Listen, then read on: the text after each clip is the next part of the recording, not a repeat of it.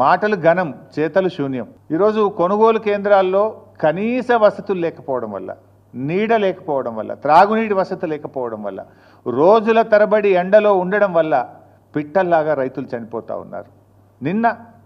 నిన్న మహబూబాబాద్ జిల్లా పోచంపల్లి గ్రామంలో గొగులోతు కిషన్ అనే రైతు నిన్న కూడా చనిపోవడం జరిగింది.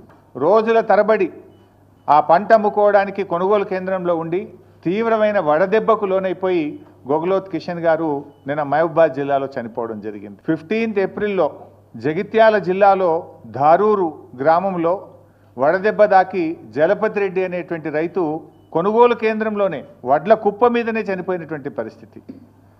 అదేవిధంగా ఏప్రిల్ 21వ తేదీ మహబూబాబాద్ జిల్లా తొర్రూరు గ్రామంలో ప్రేమలత గారు, మహిళా రైతు, హనుమాన్ల ప్రేమలత గారు మహిళా రైతు వడదెబ్బ తగిలి తొర్రూరులో వారు వడ్ల కుప్ప మీదనే చనిపోయినటువంటి పరిస్థితి. బిర్రు వెంకన్న అనే రైతు వడ్ల మీదనే చనిపోయినటువంటి పరిస్థితి.